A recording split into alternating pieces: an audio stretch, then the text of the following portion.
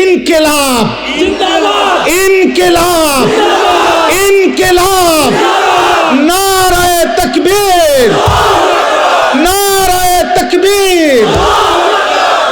আল্লাহ কবুল করেন, আল্লাহ ভালো রাখেন। সব ভাই বসো। আব্বা নারায়ে তাকবীর, আল্লাহু আকবার, নারায়ে তাকবীর, আল্লাহু আকবার। তুমি কে আমি কে, হাদি হাদি, তুমি কে আমি কে, হাদি হাদি, হাদি হাদি, তুমি কে আমি কে, নারায়ে তাকবীর। আজকে বাংলাদেশে আলহামদুলিল্লাহ বাংলাদেশের প্রতিটা স্কুল, কলেজ, ইউনিভার্সিটিতে এই মুহূর্তের খবর হইল, প্রতিদিনকার খবর হইল, যেখানেই যেই কোনো আন্দোলন, যেখানেই যেই কোনো প্রতিবাদ, যেখানেই যেই কোনো বিজয়, যেখানেই যেই কোনো সফলতা, প্রত্যেক জায়গায় প্রথম আওয়াজ নারায়ে তাকবীর। জানো মিয়া, খবর লাগাও, দেখো সারা পোলা মাইয়া সব একসাথে স্লোগান দেয় নারায়ে তাকবীর। আমি তোমাদের কাছে অনুরোধ ভাই, কোরআনুল কারীমের শেষ কথা হলো আমার, আল্লাহ কোরআনে বলছেন আল আখিল্লাউ ইয়াউমা ইদিন বা'দুহুম লিবা'দিন আদুউন ইল্লাল মুত্তাকিন। এই আমার শেষ কথা। আল্লাহ কিয়ামতে বলছে, কিয়ামতের দিন দুনিয়াবি যত বন্ধুত্ব ছিল সকল বন্ধুরা পরস্পরের শত্রু হয়ে যাবে, একমাত্র মুত্তাকিন যারা একজন আরেকজনকে গুনাহ থেকে বাঁচানোর উদ্দেশ্যে অথবা নেক আমলে অভ্যস্ত করার উদ্দেশ্যে যাদের মধ্যে বন্ধুত্ব ছিল, খোদার কসম আল্লাহ বলে তারা আখিরাতে হাসরের ময়দানেও বন্ধু থাকবে। কোথায় বন্ধু থাকবে? হাসরের ময়দানে। মুত্তাকি। এবং আরো মজার কথা হইল, আল্লাহ সেদিন বলবে উদখুলুল জান্নাতা আনতুম ওয়া আজওয়াজুকুম তুহবারুন।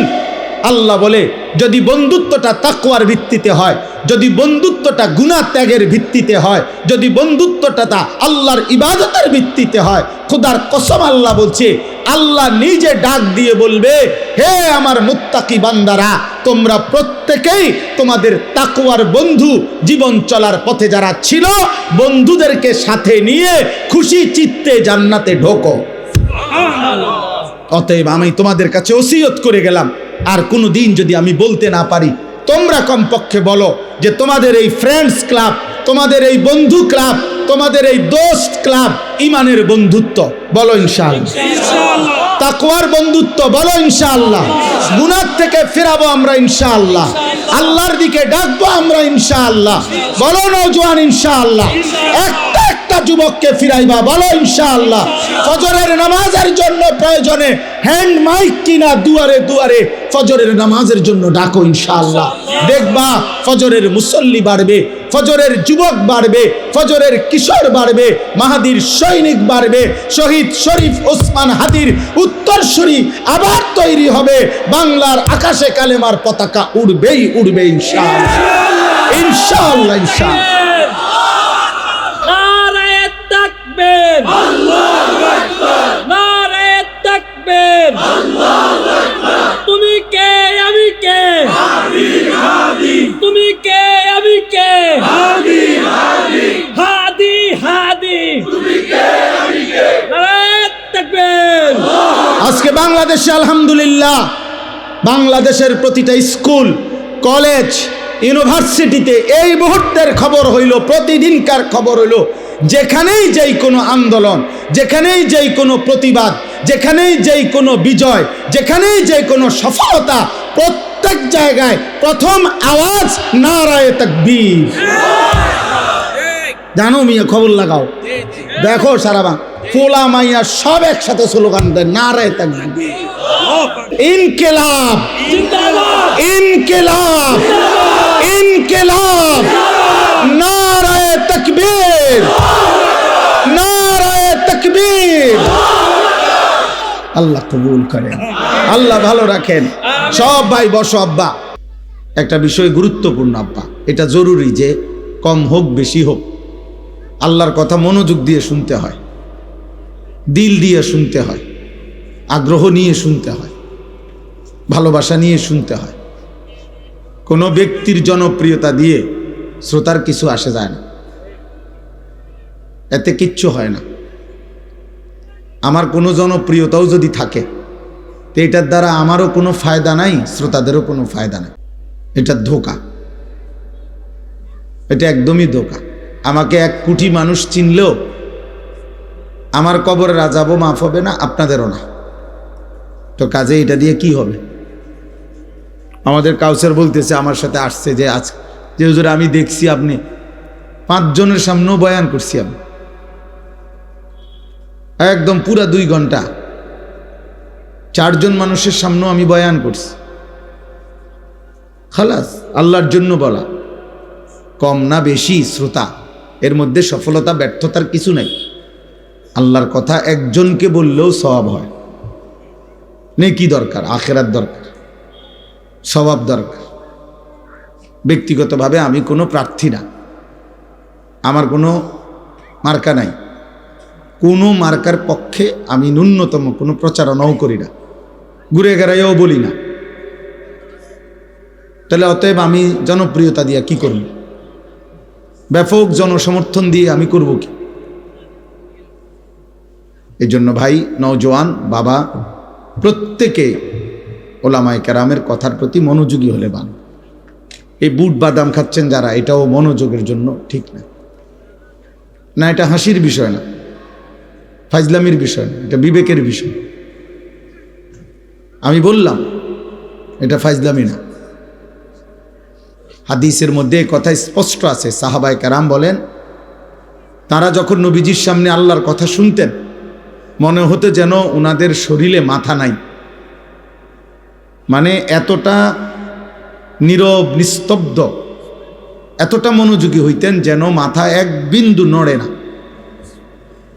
কোন সাহাবা বর্ণনা করছেন, মনে হইতো যেন আমাদের মাথার উপরে, কাঁধের উপরে আইসা পাখি বসছে, আমরা এভাবে নীরব থাকতাম, কোনো নড়াচড়া নেই। ইচ্ছা করলে পাখি এসে বসতে পারত, এতটা মনোযোগ দিতেন।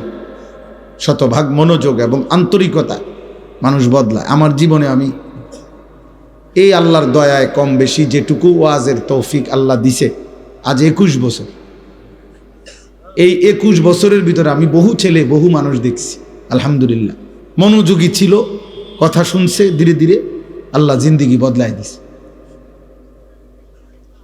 আর এই অমনোযোগী গাফেল ফালতু মানুষ, এ ফালতুই রয়ে গেছে, বুড়ো হয়ে গেছে, বাঁকা হয়ে গেছে, কিন্তু অসভ্য অভ্যাস এখনো যায় না, বদভ্যাস যায় না, কোনো পরিবর্তন নেই। কেন? কলিজা খুললে দেখা যাবে হৃদয়ে আল্লাহর কথা শুনবার, গ্রহণ করার কোনো মানসিকতাই ছিল না, যার কারণে কোনোদিনও পরিবর্তন হয় না, বদলায় না। একটা 1 বছরের বাচ্চা, সে যদি একটা ছোট্ট পুকুরে পানিতে একটা 1 বছরের বাচ্চা, মাসুম বাচ্চাও যদি একটা ঢিল মারে, ছোট্ট ঢিল, বাচ্চাটাই ছোট, ঢিলটাও তো ছোটই হবে, এই একটা ছোট্ট ঢিল মারলেও ওই পানিটা একটু হলো নড়ে। আর এটা কেমন মানুষ, খোদার 1 বছরে প্রতিদিন 5 ওয়াক্ত নামাজের আজান হয়, একদিনও 5 ওয়াক্ত নামাজ পড়ে না, এটা কেমন মানুষ? এটা তো আসলে মানুষ না, এটা মানুষরূপী এক ধরনের জানোয়ার। এটার তো কোনো দিল বলতে কিছু নাই। এই দিল যদি পাথরও হইতো, তাইলেও পাথরের উপরেও যদি কেউ 1 বছর পানি ঢালতো, পাথরটাও নরম হয়ে যেত। 365 দিন খোদার 1 বছরে কোনো দিন ফজরের আজান শোনে না, সে কিসের মানুষের বাচ্চা? এইটা অমানুষ না তো মানুষ? অমানুষটা কে? এইটা মানুষরূপী জানোয়ার না তো জানোয়ারটা কে?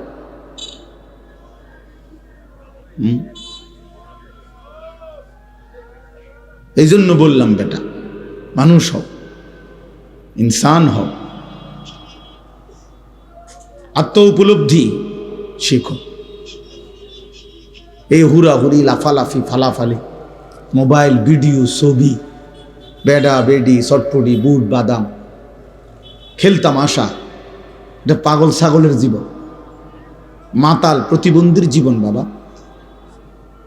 জীবনের কোনো আগা নাই, মাথা নাই, রাত নাই, দিন নাই, ইজ্জত নাই, সম্মান নাই, ভদ্রতা নাই, আখলাক নাই,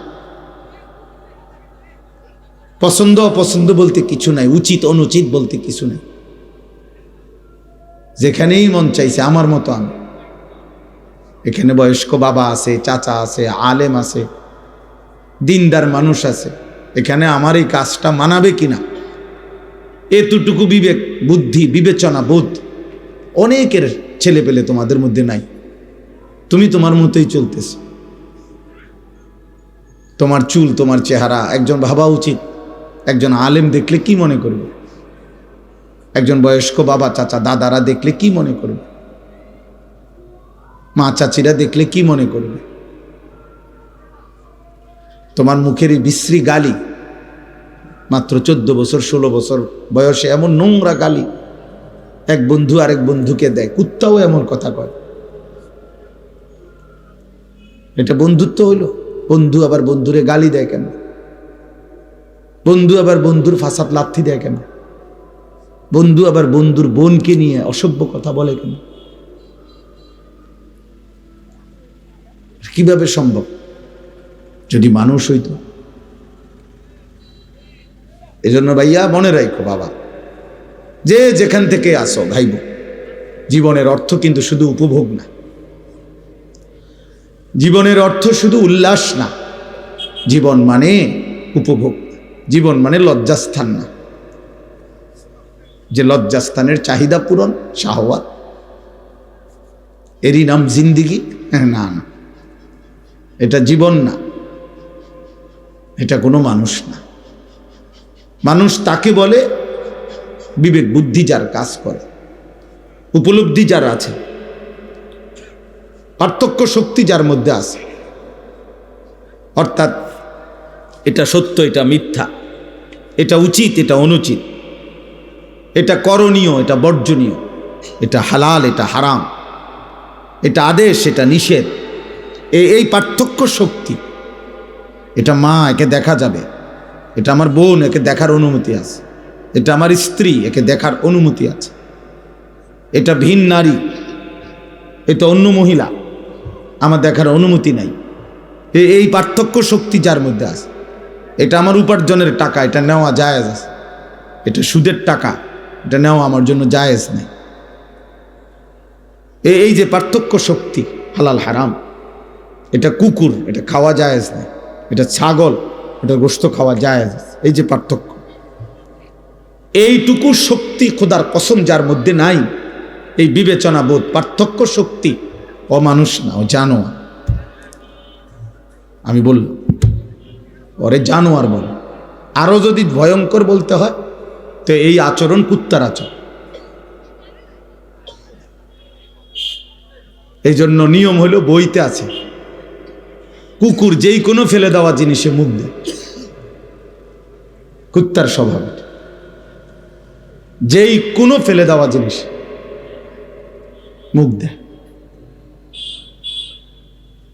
তাহলে তোমরা যারা যেই কোনো নারী দেখো, তোমার জন্য এটা হালাল না হারাম তার কোনো বাস বিচার নেই। মুসলমান না কাফের, হিন্দু না বৌদ্ধ, ইহুদি না খ্রিস্টান, এত কিছুর দরকার নাই। আমি সব দেখি, আমি এই স্বভাব কুকুরের স্বভাব। কিতাবে আছে, আমরা পড়ছি, বাঘের স্বভাব। বাঘ প্রাণীর মধ্যে সে কখনো এমনি ফেলে রাখা গোশত মুখ দেয় না। জঙ্গলের বাঘ নিজের শিকার করা গোশত ছাড়া সে খায় না। এটা তার আত্মমর্যাদা, আত্মসম্মান, এটা তার প্রেস্টিজ। এই জন্য আমি এটা কখনোই আহামরি কিছু মনে করি। অনেক ছেলে হইছে, কম হইছে, বেশি হইছে, অনেক মানুষ হইছে, না হইছে, হইলেই কি না হইলেই কি, হইলেই কি আর না হইলেই কি। আমি তো এটা ইয়াকিনের সাথে বিশ্বাস করি, একজনের কাছে আল্লাহর কথা বললে সওয়াব হয়, সওয়াব হয়। যদি একজনও না থাকে, নিজের সাথে নিজে বোঝাপড়া করলেও খোদার কসম সওয়াব হয়। আমি যদি আমার সাথেও বোঝাপড়া করি, ওয়াল তানজুর নাফসুম মা কদ্দামাত লিগাদ, এ তো কোরআনের আয়াত। আল্লাহ বলে প্রত্যেকটা প্রাণ প্রত্যেকেই পৃথক পৃথক লক্ষ্য করো, হিসেব করো, আজ দুনিয়া থেকে আগামীকালকের আখেরাতের জন্য তুমি কি পাঠিয়েছ, তুমি তোমার লগে হিসাব করো। তাহলে বোঝা গেল, আমি যদি আমাকে নিয়েও বলি, আমি যদি আমার হিসাব করি, আজ 5 ওয়াক্ত নামাজ জামাতে পড়ছি কয়টা, জামাতে পড়ি নাই কয়টা, প্রথম রাকাত তাকবীর উলা পাইলাম কয়টা, পাইলাম না কয়টা, অতএব আমি আজকে এশার নামাজ 1 রাকাত পাইছি, এখন ওইখানে উজু করে যাইতে যাইতে দেরি হয়ে গেছে। তাহলে আমার এটা উপলব্ধি হলো যে না, আগামীকাল আমাকে চেষ্টা করতে হবে এশার নামাজ যেন আমার তাকবীর উলা ফৌত না হয়, ছুটে না যায়। তাহলে আমি যদি আমার সাথেও বোঝাপড়া করি, এটাও নেকি, এটার মধ্যেও সওয়াব আখিরাত। হাসিবু ক্বাবলা আন তুহাসাবু, আল্লাহ নবী সাল্লাল্লাহু আলাইহি ওয়াসাল্লাম বলছেন, আপনারা বসেন, বসলে ভালো হবে দোস্ত, বসলে ভালো হবে। নওজোয়ান ভাই তোমরা একটু আগায় বসো, এই 1 বিঘত জায়গা, 1 বিঘত প্রত্যেকে আগায় বসো, সওয়াব হবে। তোমার আসার দ্বারা একজনও যদি বসতে পারে পিছনে, তোমার নেকি হবে। আমি বললাম যে কষ্ট করবেন আপনি ওর পুরা নেকিটাও আপনি পাবেন, সওয়াব হবে ইনশাআল্লাহ। মাশাআল্লাহ মাশাআল্লাহ। যার যার মোবাইল হেফাজত করেন, না না এটা জরুরি, মোবাইল হেফাজত করো ভাই, সামানের হেফাজত এটা জরুরি। তো বলতেছিলাম, আমি এটাই বলতে চেয়েছিলাম, রাসূলুল্লাহ সাল্লাল্লাহু আলাইহি ওয়াসাল্লাম বলছেন, হাসিবু ক্বাবলা আন তুহাসাবু, আল্লাহ তোমার হিসাব নেওয়ার আগে উম্মত তুমি তোমার হিসাব নাও, তোমার হিসাব তুমি কর, তুমিই তো বুঝো কোনটা হালাল কোনটা হারাম, কোনটা আদেশ কোনটা নিষেধ। আল্লাহ নবী সাল্লাল্লাহু আলাইহি ওয়াসাল্লাম বলছেন, আল হালালু বাইয়িন ওয়াল হারামু বাইয়িন। নবীজি বলছেন, উম্মত আমি হালাল যা স্পষ্ট বলেছি, হারাম যা স্পষ্ট বলেছি, কোনো কিছু আমি রাসূল 1 বিন্দু অস্পষ্ট অগোছালো আমি রেখে যাইনি। তারাকতুকুম মুহাজ্জাতান বাইদা,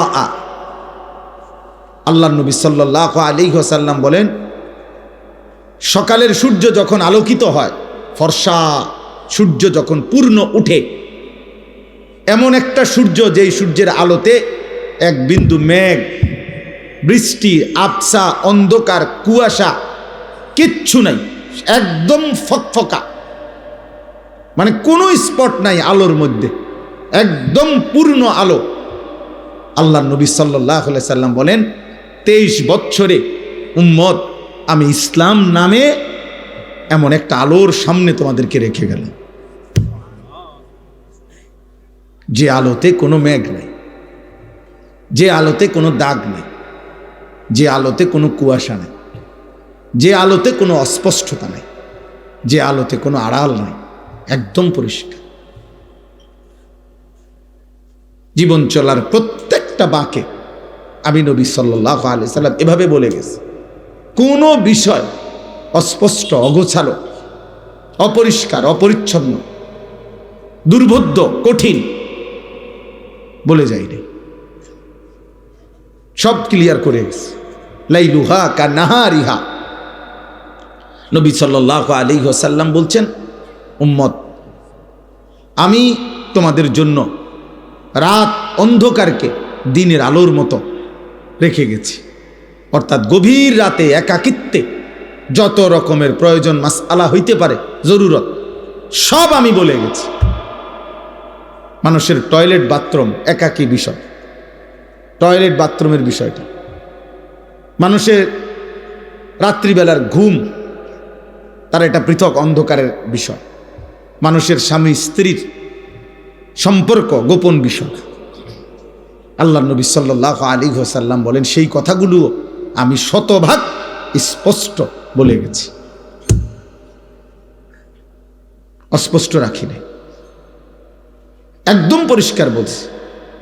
দুনিয়ার বাজার, ব্যবসা, লেনদেন, রাষ্ট্র, রাজনীতি, ঘর, সমাজ, যেমন আমি পরিষ্কার বলছি সব বিষয়, একাকী, একান্ত, ব্যক্তিগত, পারিবারিক, স্বামী স্ত্রী, অথবা শুধুই তোমার বিষয়, তাও বলেছি। কোন পাও দিয়া বাথরুমে ঢুকবা, কোন পাও দিয়া বের হবা, বাথরুমে ঢুকে পরনের লুঙ্গি, প্যান্ট, পায়জামা কখন খুলবা, ওইটা পর্যন্ত নবী বলে গেছে। কয়টা ঢিলা ব্যবহার করবা, টয়লেট পেপার, নবীজি বলে গেছে। শীতকালে ঢিলা ব্যবহার করবা সামনের দিক থেকে পিছন দিকে, না পিছন দিক থেকে সামনের দিকে, গরমকালে কোন দিক থেকে, আমি রাসূল সাল্লাল্লাহু আলাইহি সাল্লাম, নবীজি তাও বলে গেছে, এভাবে শিখাইছেন, এভাবে উম্মতের কাছে একটা সুতা অস্পষ্ট রেখে যাবে। দুর্ভাগ্য উম্মত, বিশেষ করে নওজোয়ান, যখন শিখার সময়, যখন নিজেকে গড়ার সময়, যখন নিজেকে সাজানোর সময়, তখন তোমরা লাওয়ারিসের মতো, কে মা, কে বাবা, কে আল্লাহ, কে রাসূল, কে সৃষ্টিকর্তা, কে বানাইলো, কোত্থেকে আসলা, কেন বানাইলো, কেউ তোমার উপরে কোনো দায়িত্ব দিছে কিনা, তোমার কোনো করণীয় আছে কিনা, কিচ্ছুর খবর নেই। অগণিত ছেলের চুল, চেহারা দেখলে বোঝা যায়, চলাফেরা দেখলে বোঝা যায়। এখানে যদি এই মুহূর্তে এখন 1000 ছেলে বসে থাকো, 950 ছেলের চেহারা দেখলে বোঝা যায়।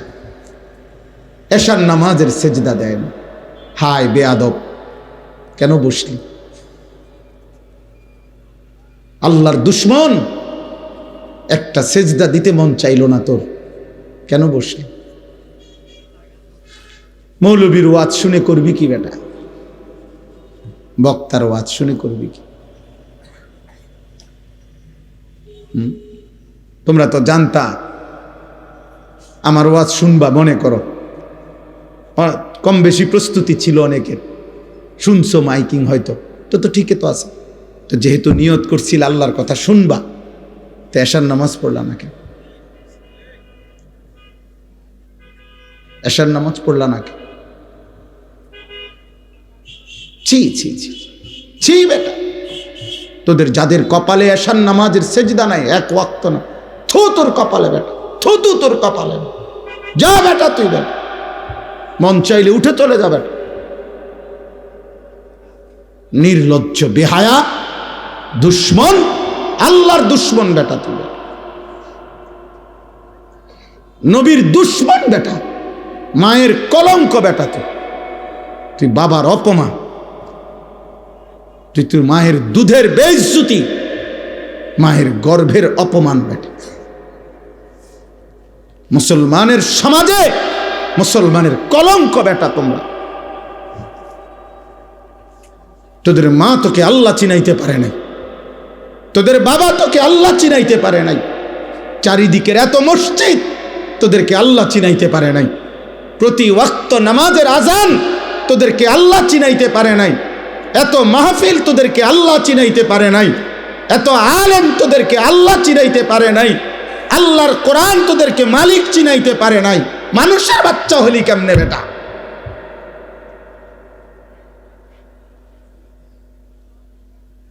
ওই হাসে, দেখেন ওই হাসে, ও বুঝছে আমারই কইতেছে।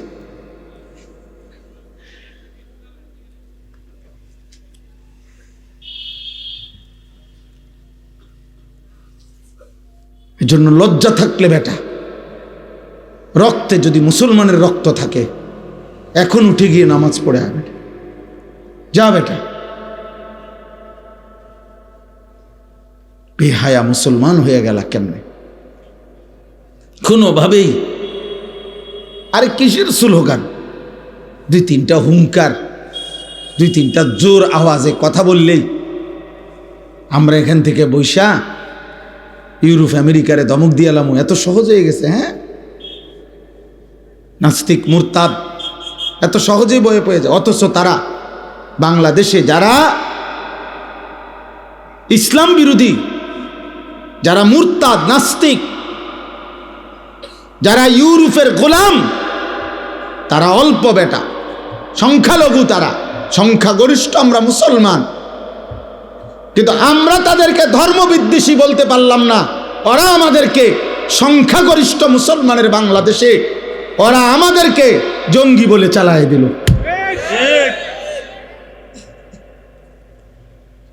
আমরা হয়ে গেলাম ধর্মান্ধ, মানে আমরা ধর্ম নিয়ে অন্ধ। ওরা হয়ে গেল উদার। অল্প কয়টা ফাসেক ফুজ্জার, অল্প কয়টা নাস্তিক, নাস্তিকের দোসর।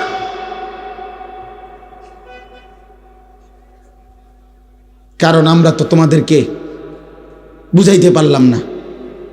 তোমরা তো আমগরে মনে করছো আমরা যারা হুজুর, আমরা মোল্লা, আমরা এতিমখানায় বড় হয়েছি।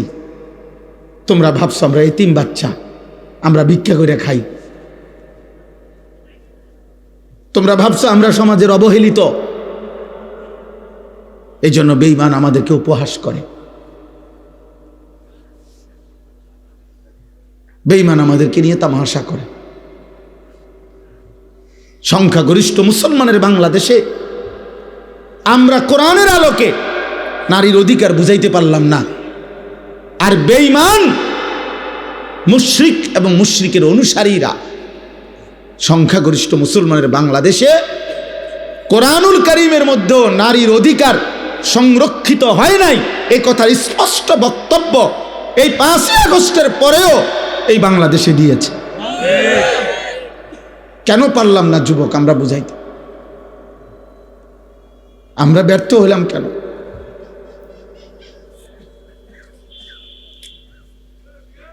এ জাতির সংখ্যাগরিষ্ঠ মুসলমান, অথচ আমরা প্রত্যেকের জবান দিয়ে আল্লাহর কোরআন তেলাওয়াত করাইতে পারলাম না কেন? বলো, আমরা হেরে গেলাম কেন? তোমরা বলো, এখানে যারা বসছো তোমরা তো সবাই আলহামদুলিল্লাহ মুসলমান আব্বা, কিন্তু এখানে তোমরা দাঁড়ায়া বলো, এক পাশে দাঁড়ায়া, যে তোমরা আল্লাহর কোরআন পড়তে পারো না। দেখে দেখেও শুদ্ধ কোরআন শরীফ পড়তে পারবে না একটা পৃষ্ঠা। এই পরিমাণ মানুষের, মুসলমানের সংখ্যা এই মুহূর্তে এখানে বেশি নাকি কম? তোমাদের বিবেক তোমরা দেখা বল। তাইলে বলো বাপ, আমরা হেরে গেলাম কেন? আমরা ব্যর্থ হয়ে গেলাম কেন?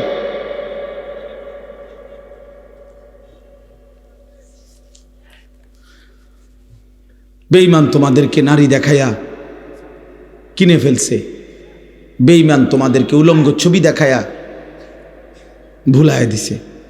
বেঈমান তোমাদেরকে একটা সামান্য চুলের ফ্যাশন দেখাইয়া ভুলায় দিছে। বেঈমান তোমাদেরকে একটা 12,000 টাকার মোবাইল দেখাইয়া ভুলায় দিছে। আর আমরা অসহায়ের মতো তাকায় থাকি। আমরা ফজরের নামাজের মুসল্লির জন্য দাঁড়িয়ে থাকি, ফজরের মুসল্লির জন্য দাঁড়ায় থাকি। আহা, মুসলমানের সমাজ থেকে যদি কেউ আসতো, আমি নিজ চোখে দেখছি, আমার যে 2 চোখে আমি দেখছি। সারা রাত জার্নি করে আমি এক জায়গায় মাহফিলে যাওয়ার পথে ফজরের নামাজের জন্য মসজিদে ঢুকছি। ইমাম সাহেব একা দাঁড়ায় আছে, কোনো মুসল্লি নেই, কোনো মুসল্লি নাই। তাইলে মহল্লা তো মুসলমানের মহল্লা। ইমাম সাহেব বেচারা অপেক্ষমান, যদি কেউ আসে দয়া করে, যদি কেউ দয়া করে আসে। আহা,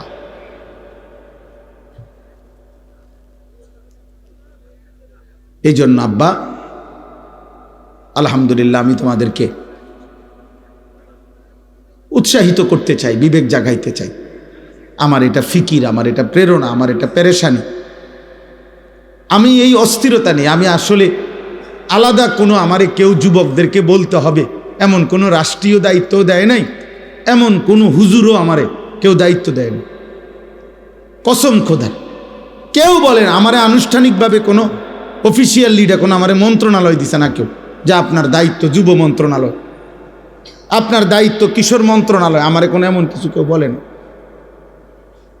আমি তো এমনি বয়ান করতাম, কিন্তু কেন জানি আমি হৃদয় থেকে, অন্তর থেকে আমার হৃদয়ে এটা উপলব্ধি হয়েছে বলতে বলতে আল্লাহর ইচ্ছায়। তো এখন সবাই বলে আমি যুবকদের জন্য বেশি বলি, বেশি বলি না কম বলি আমি এও বুঝি না, আমি জানি না। বাকি আমার বলা আমি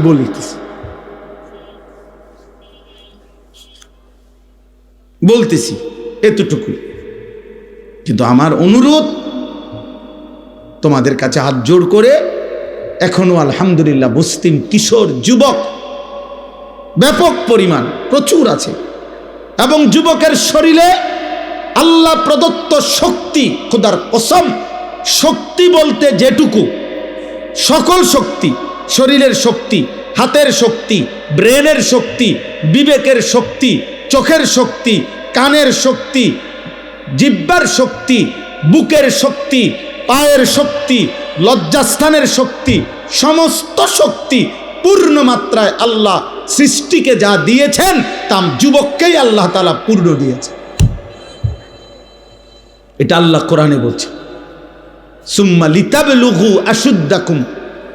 আল্লাহ বলেন আমি তোমাদেরকে পূর্ণ শক্তিতে শিশু অবস্থা থেকে পৌঁছিয়ে দিয়েছি, মানে যৌবনে। তাফসীরে আছে আল্লাহ বলছে মানুষের হায়াতকে আমি তিনটা অবস্থা ভাগ করছি, প্রথম দুর্বল, তারপরে শক্তি, তারপরে দুর্বল। প্রথম দুর্বল শিশুকাল, দ্বিতীয় শক্তি যৌবনকাল, তৃতীয় দুর্বল বৃদ্ধকাল। আল্লাহ তাআলা বলছেন আমি মানুষের জীবন তিন ভাগে ভাগ করছি, এর মধ্যে শক্তি বলতে যেটুকু দিছি সেটা যৌবনকাল, শিশুকাল তাও দুর্বল, বৃদ্ধকাল তাও কি দুর্বল। করলে কিছু এখনই করো, ভাবলে কিছু এখনই ভাবো, এখন ভাবনাও পরিষ্কার, চিন্তাও করতে পারবা ফ্রেশ। 60 বছরের বুড়া মিয়ার ভাবনা শক্তিও কমে গেছে, 70 বছরের চাচার বিবেক বুদ্ধিও কমে গেছে, আগের মতো মনও রাখতে পারে না, আগের মতো চেনে না। কোরআনুল কারীমের মধ্যে আছে আল্লাহ তাআলা বলছেন অমিনকুম মান ইউরাদ্দু ইলা আরজালিল উমর লিকাইলা ইয়ালামা মিন বাদি ইলমিন শাইআ। আল্লাহ তাআলা বলেন আমি আল্লাহ অসংখ্য ব্যক্তিকে জীবন চলার পথে একেবারে নিষ্কর্মা, অক্ষম, অসহায়, বৃদ্ধ বানিয়ে ফেলি। কতটা বৃদ্ধ? আল্লাহ বলেন একটা সময় আমি কাউকে কাউকে এমন বৃদ্ধ বানাই যেই বৃদ্ধ হয়ে গেলে সে আর একটি বিষয়ের জ্ঞানও তার আর থাকে না। কোরআন শরীফের কথা, লিকাই লা ইয়ালামা মিন বাদি ইলমিন শাইআ। গত 60 বছরে সে জানতো যা 70 বছরে যা জানতো আজ আর কিছুই জানে, আজ আর কিছুই কি নাই মনে না। আমার আম্মার বয়স 75 বছর, আজ আর কিছুই বোঝে না। আমার মা ক্লাস 4-এ পড়ছে, 4র্থ শ্রেণী। এই 4র্থ শ্রেণী পড়ুয়া মায়ের আলহামদুলিল্লাহ ফিকিরে, মেহনতে সংসারটা মা কষ্ট করে আব্বার সাথে, আমরা 5 ভাই 3 বোন, আলহামদুলিল্লাহ 8 জন ভাই বোনকে দিন শিখাইছে। 5 ভাই আলেমে দিন হইছে। এই ক্লাস 4 পড়ুয়া মারফুত আমি, আমার আম্মা 5 পাস করে নাই। তো আমি বুঝাইলাম, সেই মা এখন কিছু বোঝে, বয়স হয়ে গেছে। আমাদের আল্লামা মুফতি আমজাদ হুসাইন সাহেব, গতকালকে আমি ওনার বাড়ির মাহফিলে বয়ান করছি, গত রাতে ওনার ঘরে খানা খাইছি, মানে ওনার গ্রামের বাড়ি মনোহরগঞ্জ। তো ওনার আব্বারে দেখছি কালকে, অসুস্থ বৃদ্ধ, এমনি তাকায় রয়েছে, একটা শব্দ কিছু কোথায়, একটা শব্দ কইতে পারে না, কথা একটা শব্দ কিছুই কইতে পারে না, এমনি চাইয়া রয়েছে। এই জন্য নওজোয়ান সক্ষমতার সময়টা ফুর্তি করে নষ্ট করে দিলা। গড়বার সময় নষ্ট হয়ে গেল। গাছটা মাত্র উঠতেছিল, এই সময় ভাঙ্গা দিল। ডালটা মাত্র মোটা হইতেছিল, এই সময় ডালটা ভাঙ্গা লাইল।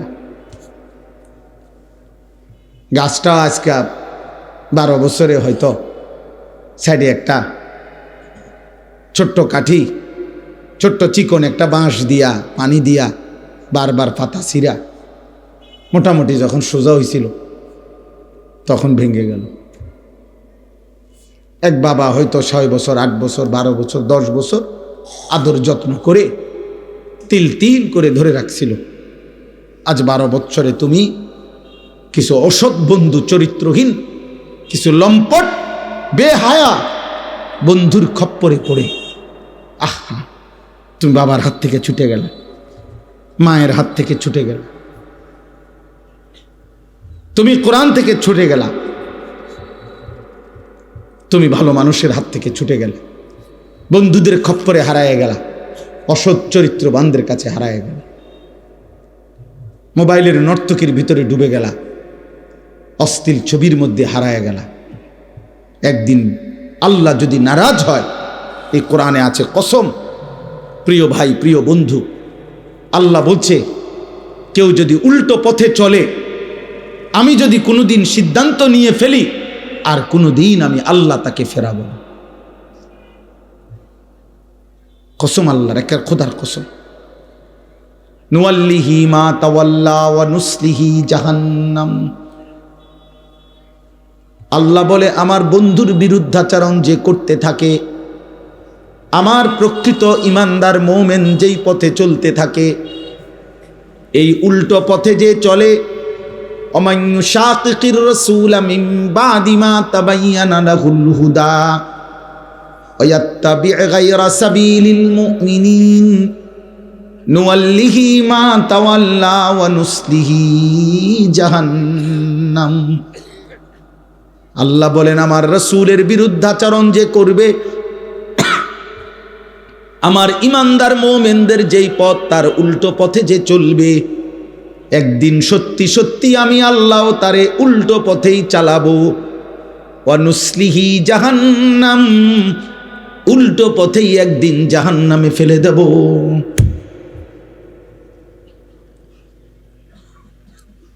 তাইলে বাবা বলো, আর যদি কোনোদিন ফিরতে না পারো আল্লাহর পথে, আলোর পথে, এই নারীর আকর্ষণ যদি তোমার আর কোনোদিন না ছোটে, জিনাবে বিচারের এই দৃশ্য দেখা, এই অসভ্য, এই নষ্ট চরিত্র যদি আর কোনোদিন না বদলায়, হ্যাঁ, আমি তো এমন বুড়া মানুষ দেখছি, কসম খোদা, এমন বুড়া মানুষ হতে দেয়, একবারে বুড়া বেকা হইয়া গেছে, বুড়া এমন ডাকাত, একটা সেজদা দেন। আর আমি সবাইরে বলতেছি না, আমি নিজে দেখি, আমার মহল্লাতে আছে। আয় হায়, আয় হায়, 70 বছরের বুড়া চাচা, আর কোনোদিন আখেরাত মনে পড়ে না, আখেরাত মনে পড়ে। আল্লাহ যদি না ফিরায়,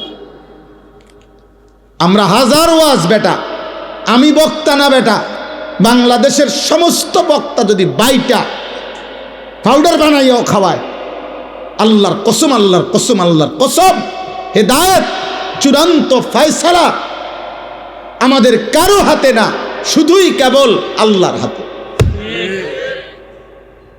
আল্লাহর হাতে, আল্লাহর হাতে। আমরা শুধু বলে যাই আমরা ফেরিওয়ালা, যে শুধু পণ্যের ঘোষণা দিতে থাকি, যে রবের কথা বলতে থাকি, আসমানওয়ালার কথা বলতে থাকি, বলতেই আছি, বলতেই থাকি, কিন্তু ফয়সালা করে কে? আল্লাহ। আমাদের নবী সাল্লাল্লাহু আলাইহি ওয়াসাল্লামের হাতে অসংখ্য লোক কালেমা পড়ে মুসলমান হয়েছে কিনা? কথা বলে না তো, তা আবু তালেব হলো না কেন? নবীজির আপন চাচা, উনি তাইলে নবীর হাতে কালেমা পড়ল না কেন? মূলত ফয়সালা তাইলে কোথায়? আবু জেহেলের ঘর, এই গোটা মক্কার আল্লাহর ঘর, কাবা ঘরের সর্বপ্রথম, কাবা ঘরের পরে প্রতিবেশী হিসাবে সর্বপ্রথম ঘর যার, আবু জেহেলের ঘর। কাবার পরে, আল্লাহর ঘরের পরে কারো ঘর এতটা কাছে ছিল না। আবু জেহেলের ঘর ছিল কাবার প্রতিবেশী, প্রথম ঘর। এখনো এই বাথরুম টয়লেট ওইখানে, হাজি সাহেবরা পেশাব পায়খানা করে ওইখানে গিয়া। তো এই ঘর দেখলেই বোঝা যায় আল্লাহর ঘরের পরে প্রথম ঘর, কাবার প্রথম ঘর, কাবার পরে আবু জেহেলের ঘর। কিন্তু আসমানওয়ালা বলছে এত কাছে থেকেও আমি হেদায়েত দেব না। তো পাইছে হেদায়েত? হজরতে বেলাল আব্বা, সে মক্কারও না মদিনারও না, সে হাবশি গোলাম, আফ্রিকা থেকে মালিক টাইনা বেলালকে বলছে, বেলাল আয়, তোরে ঈমান দেব, তোরে জান্নাত দিলাম। সালমানকে আল্লাহ বলছে, সালমান তুই পারস্য থেকে আয়, ইরান থেকে, আমি তোকে ঈমান দেব। হযরতে সুহাইব আল্লাহ বলছে তুমি রোম থেকে আসো, ইটালি থেকে। হযরত সুহাইবের বাড়ি ছিল ইটালি, রোম, সুহাইব রুমি। আল্লাহ তাআলা সেখান থেকে টেনে এনে নবীর সাহাবী বানাইছে। হযরত আবু যর গিফারি, মক্কা মদিনার না, গিফার গোত্রের, অনেক দূরে। হযরত আবু হুরায়রা, সবচেয়ে বেশি হাদিস বর্ণনাকারী সাহাবী আবু হুরায়রা, উনিও মক্কারও না মদিনারও না, উনিও দাউস গোত্রের, আরবের বহু দূরের গোত্র। ওইখান থেকে এসে 7ম হিজরিতে নবীজি সাল্লাল্লাহু আলাইহি সাল্লামের ইন্তেকালের মাত্র 4 বছর আগে আল্লাহ তাকে টেনে আনছে, কালেমা পড়াইছে, নবীর সাহাবী হইছে। 4টা বছর বলছে, আমার বন্ধুর সাথে তুই লাইগা থাক আবু হুরায়রা, আমি তোকে পৃথিবী চমকায় দেব। 4 বছরের সোহবতার সান্নিধ্যে নবীর আজ পৃথিবীর সকলেই জানে সবচেয়ে বেশি হাদিস বর্ণনাকারী সাহাবী, 23 বছরের সাহাবী গরো পিছে হালাই দিছে।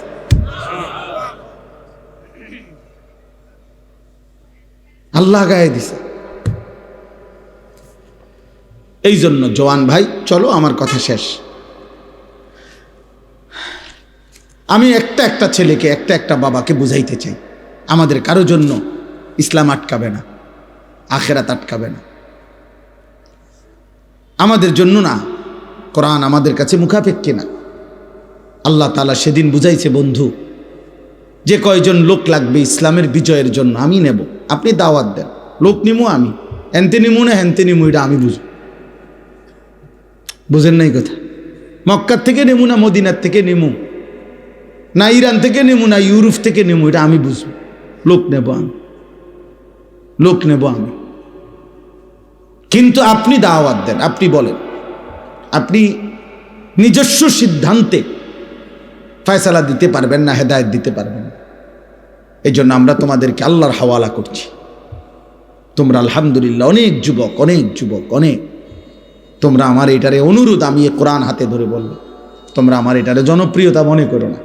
আমি ব্যক্তিগতভাবে কোনো দল পার্টির সাথে আমার কোনো সম্পৃক্ততা নেই, কাজে আমার কোনো জনপ্রিয়তার দরকার নেই। আমি আবারও বলি, আমি জনসমর্থন চাচ্ছি না, আমার এটা লাগবে না। আমারে আনবার জন্য ওরা মোটরসাইকেল নিয়ে গেছে, অনেকগুলো ছেলে, বহুত মহব্বত করেই গেছে, আমি জানি, আশা করেই গেছে, কমপক্ষে 20-25টা মোটরসাইকেল, অসম্ভব। একটা ছেলে দাঁড়ায় থাকলে আমি যাইতাম।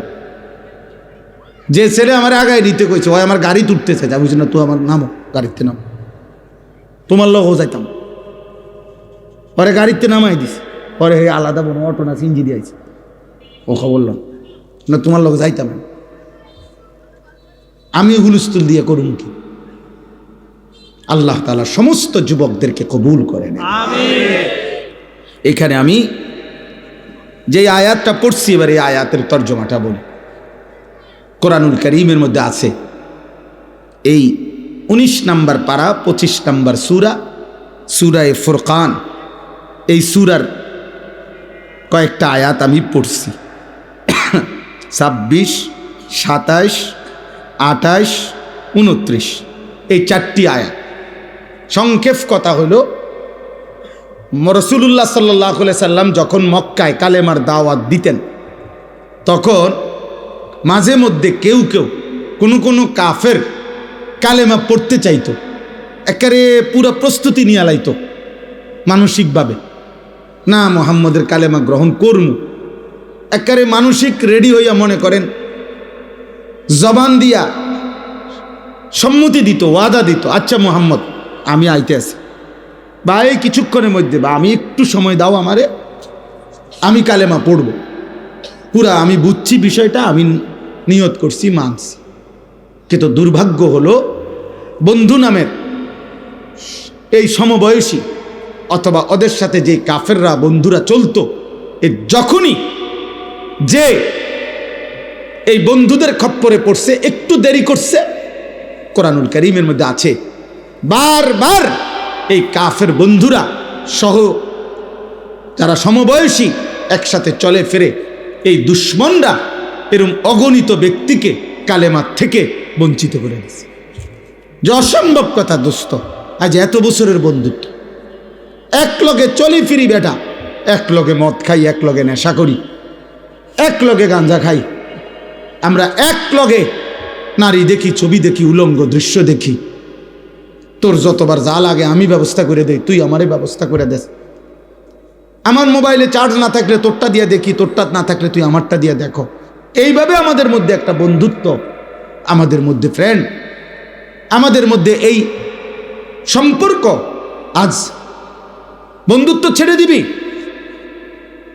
এতদিনকার সম্পর্ক দোস্ত ভুলে যাবি।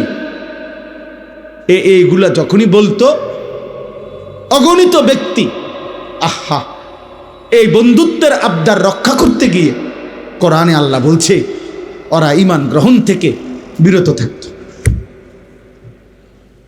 বিরত হইত, ঈমান গ্রহণ করতে আর পারে নাই। আল্লাহ তাআলা কোরআনুল কারীমের এই আয়াতগুলোতে ওই মানুষগুলোকে সতর্ক করছে, এই দোস্ত শোনো ছেলেরা, আমার এটা বলার উদ্দেশ্য আছে, আমি এটা আইসা আমার আগে তো আর এত খেয়াল করে এনে এটা নাম দেখে করছি, আয়াত এই জন্যই পড়ছি।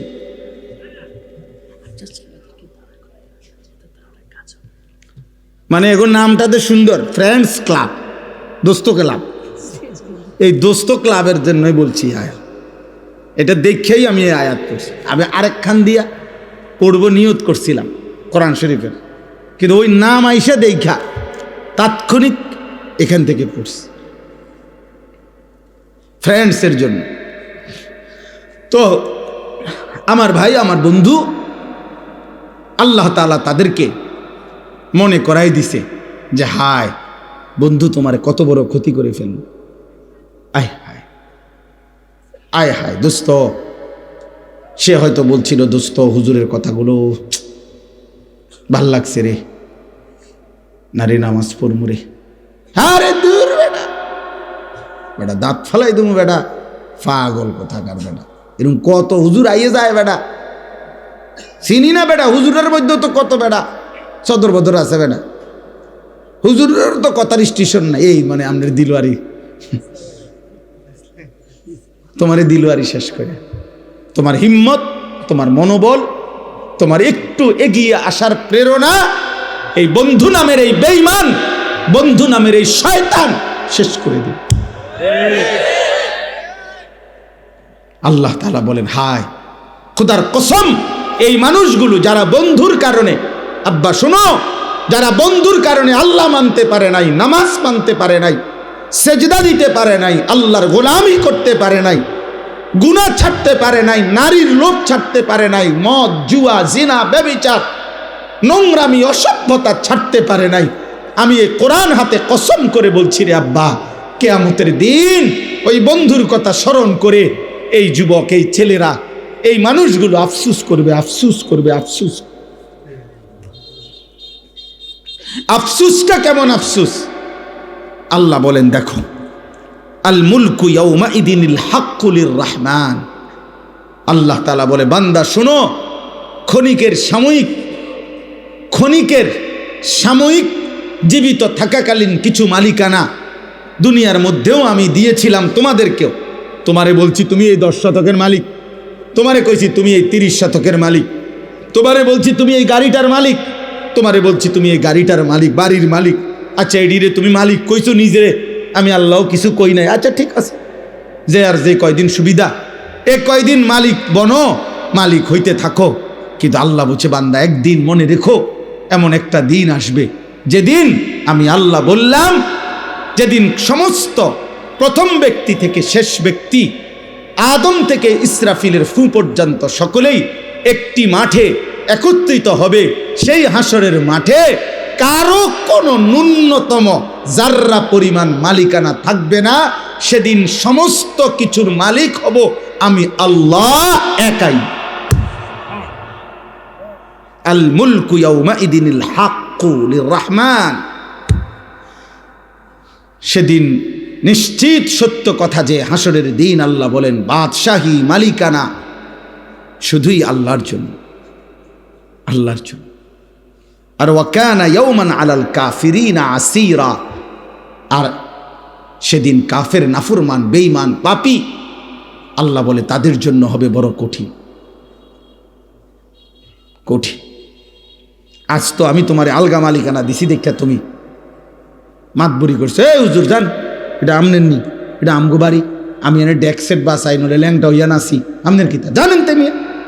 তো হুজুর মনে করছে হ ঠিকই তো তাগো বাড়ি, আর চাইতে বেশি বলার অধিকার আমার কি আর আসেনি। কইছি বাবুরে পাত্তা দিছে না, আমি আর কি করব। তো দুনিয়াবি মালিকানার কিছুটা দাপট তো তুমি দেখাইলা। আল্লাহ তাআলা বলেন সেদিন হাসরের ময়দানে আল্লাহ বলেন সমস্ত কাফের, বেঈমান, নাফরমান তাদের জন্য বড় কঠিন হবে। কারণ সেদিন শুধুই মালিকানা কার? বলো না ভাই কার? বলেন না বাবা কার? আল্লাহ বলেন ওয়ায়াউমা ইয়াআদ্দুজ যালিমু আলা ইয়াদাইহি।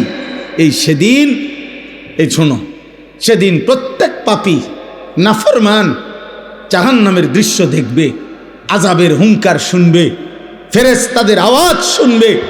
এই চারিদিকের এই বিভীষিকাময় হাসরের ময়দানের ভয়ঙ্কর দৃশ্য দেখে আল্লাহর কসম আল্লাহ বলে সেদিন পাপী, জালেম, নাফরমান, পাপী, জালেম মানে এখানে পাপী, পাপী ব্যক্তি নিজের আঙ্গুল দিয়ে নিজের দাঁত এইভাবে কামড়াবে। ইয়াআদ্দুজ যালিমু আলা ইয়াদাইহি। প্রত্যেক পাপী নিজের হাত নিজের দাঁতে কামড়াইতে থাকবে। আহা কি করলাম, আহা কি করলাম। ইয়াকুলু ইয়া লাইতানি ইত্তাখাযতু মা'আর রাসূলি সাবিলা। আঙ্গুল কামড়াইতে কামড়াইতে ছিঁড়ে ফেলতে চাইবে, দাগ বসায় ফেলবে, আর চোখের পানি ফেলে আফসোস করবে আর বলবে হায় আমি যদি রাসূলের পথ ধরতাম। ইয়া লাইতানি ইত্তাখাযতু মা'আর রাসূলি সাবিলা। আহা মন্দ কপাল আমি যদি বন্ধু, আমি যদি রাসূলের পথ ধরতাম। এরপরে দেখো, এরপরের শব্দটা বলার জন্যই আমি এটা পড়ছি। ইয়া ওয়াইলাতা লাইতানি লাম আত্তাখিজ ফুলানান খলিলা। এ খলিল মানে বন্ধু, খলিল মানে কি? বন্ধু। আল্লাহ বলে প্রত্যেকটা পাপী, খোদার কসম, সেদিন নাফরমান পাপী এই আঙ্গুল কামড়াবে আর বলবে ইয়া ওয়াইলাতা, হায় আমার আফসোস, লাইতানি, আহা আমি যদি, লাম আত্তাখিজ ফুলানান, অমুককে, অমুককে, এ নাম মনে পড়বে, ওই লম্পটকে, ওই নারী লুবিকে, ওই মদখোর, গাঁজাখোর, ফুট্টাখোরকে, ওই জুয়ারিকে, ওই মানুষ নামের দুষ্ট শয়তানটাকে আমি যদি খলিলা, বন্ধু না বানাইতাম, বন্ধু না বানাইতাম, বন্ধু না বানাইতাম, তাইলে তো আজ আমিও জাহান্নাম থেকে বাইচা যেতাম। এই আমার কথা শেষ। লাকাদ আদাল্লানি আনি যিকরি বাদা ইজ জাআনি। এই দেখো ভাই, লাকাদ আদাল্লানি আনি যিকরি বাদা ইজ জাআনি। সে তখন আফসোস করবে আর বলবে আহারে আমার আল্লাহর পক্ষ থেকে তো হেদায়েত আমার কাছে আসছিল, আমগো গ্রামের মসজিদে তো আজান হইতো, আমগো বাড়িতেও তো দেখছি কোরআন শরীফ রাখা ছিল, আমার মাও তো কইছে আমি মুসলমান, আমার বাবাও তো বলছে আমি মুসলমান। আমাগো গ্রামে কত হুজুর, কত আলেম, কত ইমাম, কত বক্তা, তারাও তো চিৎকার করে করে বলছিল, আমার আল্লাহর দিকে ডাকছিল। কিন্তু আদাল্লানি, বন্ধু নামের ওই চরিত্রহীন, বন্ধু নামের এই শয়তান, ও না আমারে পথভ্রষ্ট করে দিল, ও না আমারে বরবাদ করে দিল। আহা, আমি তো এমন ছিলাম না। কোনো বাচ্চা তো মদখোর হয়ে জন্মায় না, কোনো বাচ্চা তো নেশাখোর হয়ে জন্মায় না, কোনো বাচ্চা তো জুয়ারি হয়ে জন্মায় না, কোনো বাচ্চা তো বেবিচারী জিনাকার হয়ে জন্মায় না রে আব্বা। কোনো বাচ্চা তো উলঙ্গ ছবি দেখতে দেখতে বড় হয় না। বন্ধু নামের কোনো হাইওয়ান, বন্ধু নামের কোনো শয়তান ওরে নারীর আসক্ত বানাইছে, মদের আসক্ত বানাইছে, জুয়ার আসক্ত বানাইছে। নাউযুবিল্লাহ, নাউযুবিল্লাহ। ওয়া কানা আশ-শাইতানু লিল ইনসানি খাযুলা। আল্লাহ তাআলা বলেন, শয়তান প্রতিনিয়ত মানুষকে পদস্খলন করতে চায়, আল্লাহর থেকে ফিরাইতে চায়। তোমরা মনে রেখো। অতএব আমার ভাই, এই নবীপুর ফ্রেন্ডস ক্লাব, আজকে আমি যে কয়জন তোমরা এখন উপস্থিত এখানে ফ্রেন্ডস ক্লাবের সদস্য, তোমাদের কাছে আমার একটা অনুরোধ, তোমরা হয় এক সাইডে দাঁড়াও, নয়তো হাত তোলো। যারা যারা এই ক্লাবের সদস্য, যারা আছো দাঁড়িয়ে থাকলে দাঁড়াও, দাঁড়ানো আছো, আর নয় বসা থাকলে দাঁড়াও। দাও এই সাইডে, দাও এই সাইডে, দাও এই সাইডে। হ্যাঁ হ্যাঁ, আর আছে তোমরাও দোস্ত, তোমরাও, আপনারাও মাশাআল্লাহ। আর ওইদিকেও আছে কিছু, হ্যাঁ, এই বেজদারিরাও না, মাশাআল্লাহ মাশাআল্লাহ। আমি তোমাদের কাছে অনুরোধ ভাই, কোরআনুল কারীমের শেষ কথা হলো আমার, আল্লাহ কোরআনে বলছেন, আল আখিল্লাউ ইয়াউমা ইদিন বা'দুহুম লিবা'দিন আদুউন ইল্লাল মুত্তাকিন। এই আমার শেষ কথা।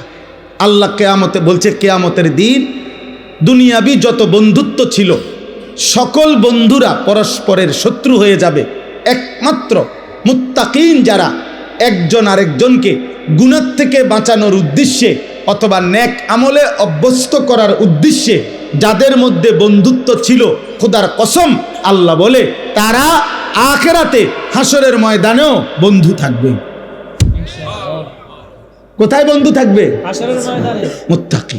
এবং আরো মজার কথা হইল, আল্লাহ সেদিন বলবে, উদখুলুল জান্নাতা আনতুম ওয়া আজওয়াজুকুম তুহবারুন। আল্লাহ বলে, যদি বন্ধুত্বটা তাকওয়ার ভিত্তিতে হয়, যদি বন্ধুত্বটা গুনাহ ত্যাগের ভিত্তিতে হয়, যদি বন্ধুত্বটা আল্লাহর ইবাদতের ভিত্তিতে হয়, খোদার কসম আল্লাহ বলছে, আল্লাহ নিজে ডাক দিয়ে বলবে, হে আমার মুত্তাকি বান্দারা, তোমরা প্রত্যেকেই তোমাদের তাকওয়ার বন্ধু, জীবন চলার পথে যারা ছিল, বন্ধুদেরকে সাথে নিয়ে খুশি চিত্তে জান্নাতে ঢোকো। অতএব আমি তোমাদের কাছে ওসিয়ত করে গেলাম, আর কোনো দিন যদি আমি বলতে না পারি, তোমরা কমপক্ষে বলো যে তোমাদের এই ফ্রেন্ডস ক্লাব, তোমাদের এই বন্ধু ক্লাব, তোমাদের এই দোস্ত ক্লাব ইমানের বন্ধুত্ব, বলো ইনশাআল্লাহ। তাকওয়ার বন্ধুত্ব, বলো ইনশাআল্লাহ। গুনাহ থেকে ফেরাবো আমরা ইনশাআল্লাহ, আল্লাহর দিকে ডাকবো আমরা ইনশাআল্লাহ, বলো নওজোয়ান ইনশাআল্লাহ। একটা একটা যুবককে ফিরাইবা, বলো ইনশাআল্লাহ। ফজরের নামাজের জন্য প্রয়োজনে হ্যান্ড মাইক কিনা দুয়ারে দুয়ারে ফজরের নামাজের জন্য ডাকো ইনশাআল্লাহ। দেখবা ফজরের মুসল্লি বাড়বে, ফজরের যুবক বাড়বে, ফজরের কিশোর বাড়বে, মাহাদির সৈনিক বাড়বে, শহীদ শরীফ ওসমান হাদির উত্তরসূরি আবার তৈরি হবে, বাংলার আকাশে কালেমার পতাকা উড়বেই উড়বে ইনশাআল্লাহ, ইনশাআল্লাহ, ইনশাআল্লাহ। নারায়ে তাকবীর, আল্লাহু আকবার, নারায়ে তাকবীর, আল্লাহু আকবার। তুমি কে আমি কে, হাদি হাদি। তুমি কে আমি কে, হাদি হাদি, হাদি হাদি। তুমি কে আমি কে, নারায়ে তাকবীর।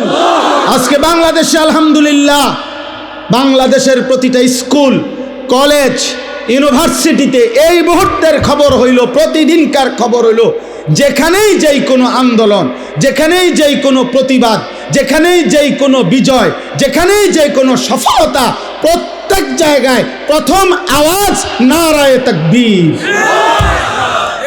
জানো মিয়া, খবর লাগাও, দেখো সারা পোলা মাইয়া সব একসাথে স্লোগান দেয় নারায়ে তাকবীর, ইনকিলাব ইনকিলাব ইনকিলাব, নারায়ে তাকবীর নারায়ে তাকবীর। আল্লাহ কবুল করেন, আল্লাহ ভালো রাখেন। সব ভাই বসো, আব্বা